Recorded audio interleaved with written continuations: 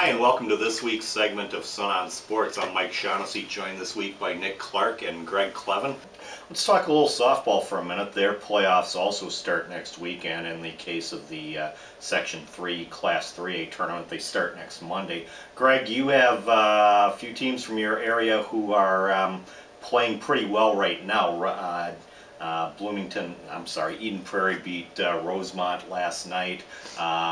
You've had Richfield playing pretty well in the Classic Suburban. Are there some teams from among those that you cover that you think are ready to make a bit of a playoff run? Well, I wish I could say yes, but I think in these days, if you don't have that one dominating pitcher, it's tough to get through the section and then do anything at state.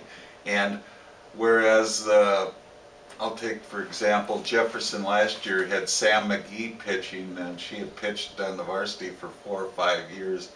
I remember back when Richfield had their good softball, really strong softball teams, they would have a pitcher that would be on the mound for five years and stuff. None of the teams I cover have that dominating pitcher, but you never know.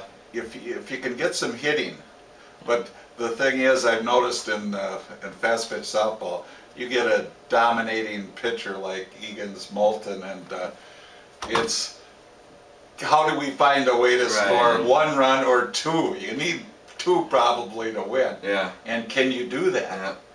Up on the north side of the metro, there's probably one team that in our coverage area that we could talk about that can. That's Osseo. They were a state tournament team last year behind what was then sophomore Becca Girvan's powerful right arm. A few people remember this. Eagan had such an easy time in that state championship game. In the state semifinals, I think that game went about 9 or 10 innings. I believe it went 9. Yeah, before Eagan was able to oust Osseo, and Osseo returned almost everybody intact, including Becca. She's been just dominant this year. I think they're 16-3 right now. When they've lost, it's been because they haven't scored. It has nothing to do with what she hasn't been able to do. Huge win last week, pretty much locked up the Northwest Suburban Conference Championship. They went to Centennial. Centennial, has been a perennial softball power for going on 2 decades now. They seem to always be in the mix.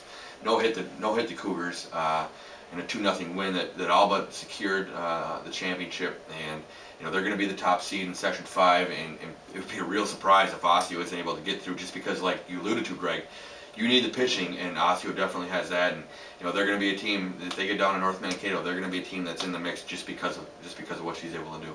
So Orono have a chance to get back to the 2A tournament? Orono's been a very interesting team this year. They're 9-6 right now, or they were going into yesterday. I'm not sure if they played yesterday or not. They won their state championship last year, and a lot of it had to do with what Chelsey Durlan was able to do in the circle there. Just a dominant senior season pitching. That was obviously going to be the concern heading into this year, is finding a way to replace her. And they've done it with a couple of sophomores who have kind of split the time, taken turns. They returned everybody else. They let two girls graduated off that team, so they have plenty of offense. They're going to be, they could be a sneaky pick in their section. There's some good teams in that section though, and they're still a 2A team next year. They move back up to 3A. But if they get down there, they have the offense to score runs. But we've talked about already, pitching wins in softball, and not to say these girls can't do it, but they might be a year or 2 away yet, just in that they're so young. And because of what Chelsey did, Durlan was a 4-year starter through every pitch last year. Neither of them had ever thrown in a varsity game until this season, and they've taken some lumps and they've taken some time. But to Orono's credit, they're still 9-6, and they're finding a way to win some games. So a chance, yes. Is it realistic? I would have to probably say no.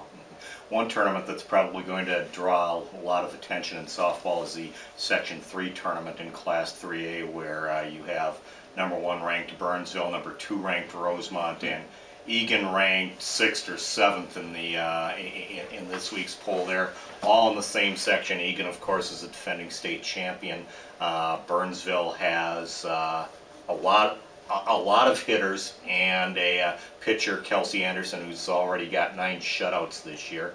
Burnsville wrapped up the Lake Conference Championship with a week left in the regular season, but as both of you guys alluded to, it's going to come down pretty much to who gets the dominant pitching. And although Eagan lost a lot of the position players from its state championship team last year, they've still got Sara Moulton, who can, as a rival coach mentioned to me, who can just about win a tournament by herself. Yeah, and Osseo's in the same boat. You know, if those two teams, if they both are able to make it down there and are on opposite sides of the bracket, that could very well be our state championship. Eagan and Osseo again this year. What was a semifinal last year, but yeah, because you know probably the two best pitchers. Yeah. Another possibility for a dark horse team is Hastings. They've lost just a couple of games this year. They beat Burnsville in the finals at the North St. Paul Invitational. Although I should note that Kelsy Anderson only threw a couple of innings in that game, but they're potentially a threat to win the state tournament if they get there. Yeah, and that it's always if they get there, because you look at these section tournaments and some of them have upwards of 16, 18 teams in them. It is such a battle to get to that 18 tournament down in Mankato. You know that it's really you know it's the attrition kind of phrase comes out, and you think it's survival. Who can you got to win 5-6 games to get there even. So it's it's never easy. It's exciting. It's fun to go down there and watch because a lot of these games are back to back to back. You go down there on a Saturday and you can get in 8-9 games, but it's not easy on these girls, that's for sure. Okay, guys, thanks a lot. We'll be back with another segment in just a minute.